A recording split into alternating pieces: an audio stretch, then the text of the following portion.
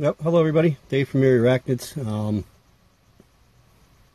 We're going to rehouse this Avicularia species. I'm not quite sure exactly which Avicularia species it is yet. We'll kind of monitor as it grows. This was a female from the last molt. So we're going to get her out of this baseball cube. This is side beam. This is the one that only had, or not side beam, sorry. This is Cinco. This is the one that only had 5 legs. So I'm kind of hoping that we'll be able to get her in. You're going to have to mind my, my shaking, because I'm shaking very bad today. I don't know what's the deal, but hopefully we're going to get her right in there without her running around inside her enclosure and without her trying to poop on me at all. So let's see what we can do. Yeah, I know you don't want to go, but trust me, this is a much better setup for you, dear. It's taller. You got some space. There you go. See? Not so bad, right?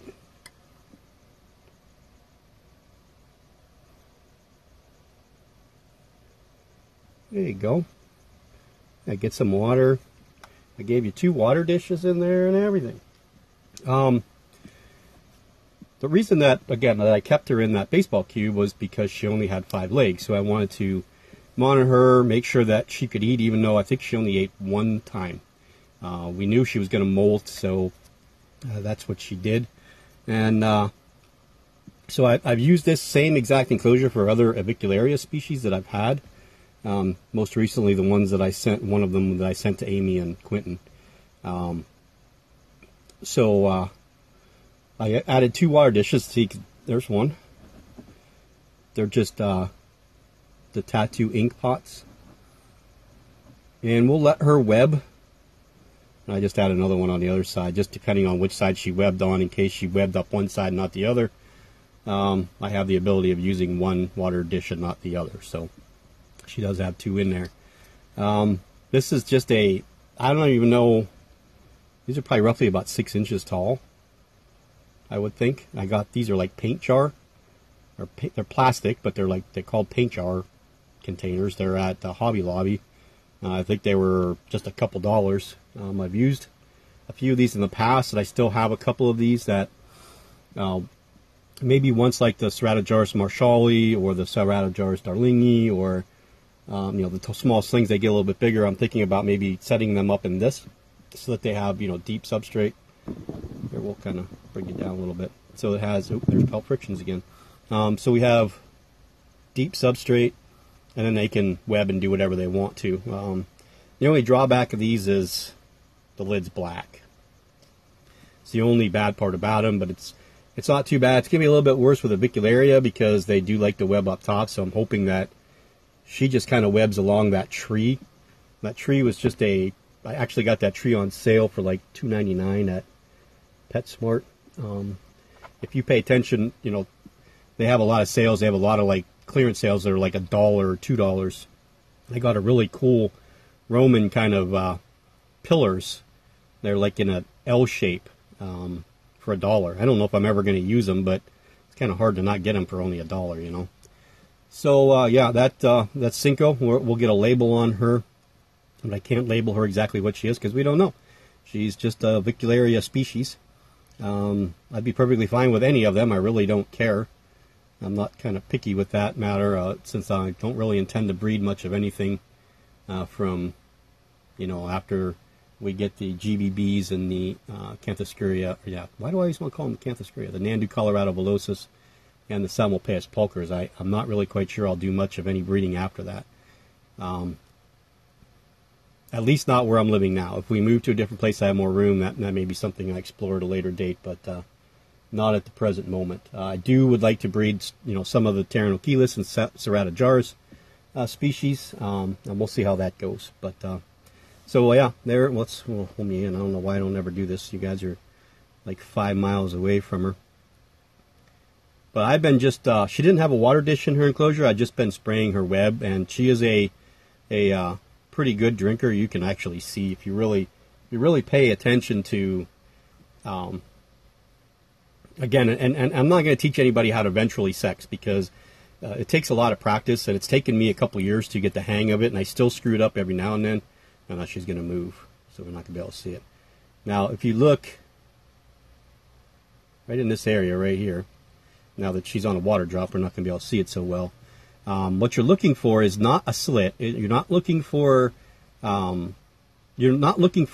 You're looking for the lack of epiandrous fusillae, which is the male hair or setae patch that they use to produce the sperm that they lay on a sperm web. So you're really looking for that more than you're looking for female. So that's the best way to ventrally sex. So my advice to you is, if you want to get good at it, as your tarantulas molt and you can actually sex them by a molt, say this is a female, take a picture of the inside part of the molt and then gently flip it over and take a picture of the outside part of the molt so you can see what a female of that species ventrally looks like, and that'll help you, in the future to help somewhat determine what you might have. I wouldn't use this method to sex a tarantula to sell it as male or female. I would rather have the molt to be sure, just to be positive. So when I have a feeling that some of my tarantulas are females ventrally, if someone wants to buy them, I will call them suspected females. I will not ever call them a confirmed female until I know for sure that I can see spermathecae or the uterus externus inside of the molt. There are a lot of people that can do this. They can pinch grab them, and you can take like a not sharp object, but a straight object, and you can kind of pull that slit apart. That would be right there.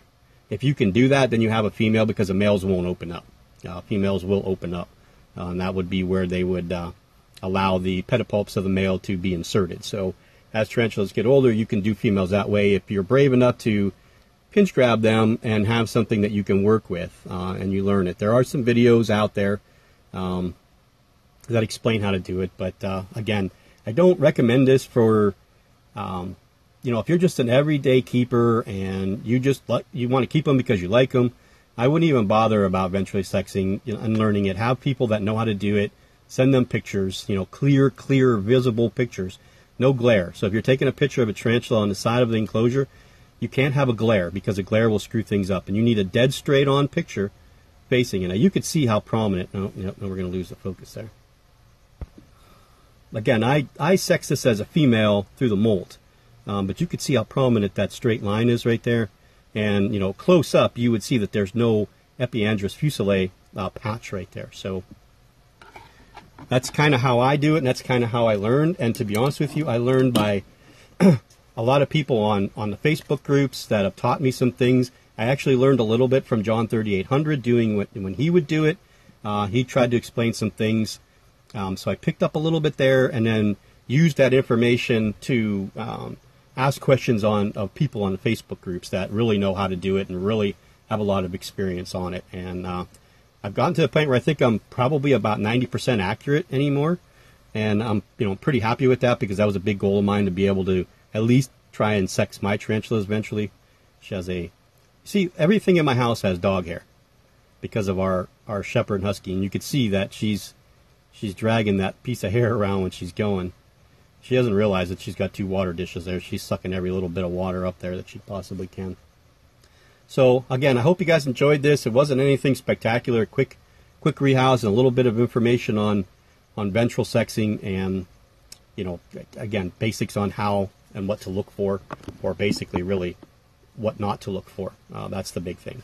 So yeah, we'll do some more learning molts later on. As I get some of the ones that are bigger and female, I'll be able to show you, the inside of a male and a female. I think I still have I may not have. I don't generally keep my molts.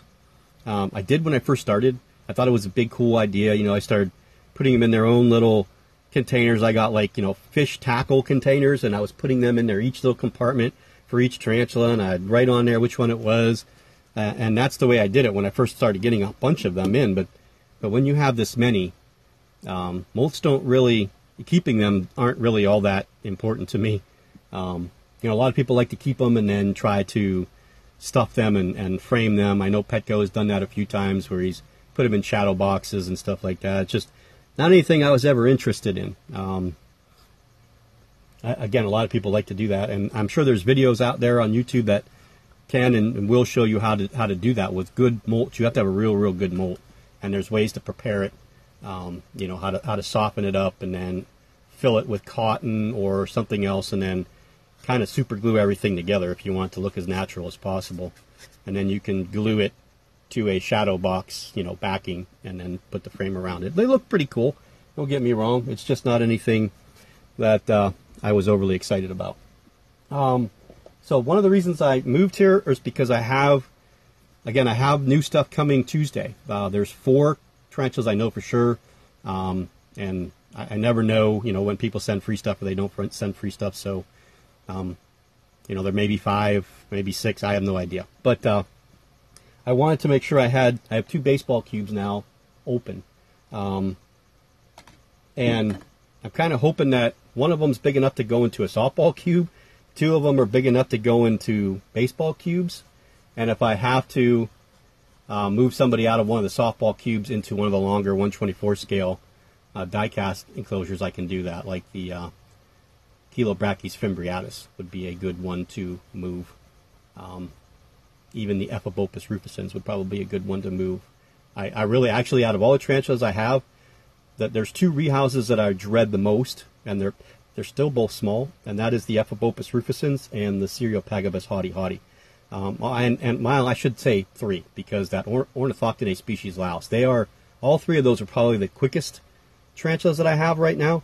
My Chaetopelma olivaceum, once this one decides that it's done being in pre-molt and decides it wants to molt, is probably one of the fastest, if not the fastest, tarantula that I have. That thing is like lightning. So you guys don't see that one much because it's been in pre-molt for probably, I don't know, damn near 4 months, 3 months at least, and hasn't eaten in 4 or 5 at best. I continue to spray her down, thinking that hopefully that humidity would help her, even though they come from the Middle East. And I put her next to heat, and nothing. I've got absolutely nothing from, well, I'm not sure if it's a her, I'm kind of hoping, but I've got absolutely nothing. And what happens is they're a blacker tarantula, and they're called, the common name is called the Israeli black, as one of the common names. I think there's a couple of them. So they're black, and then when they molt, they don't go brown, they actually kind of go like a tannish gold. So they're kind of interesting in that aspect. Does that light do anything else for us? This ring light just dies way too quick, especially on high.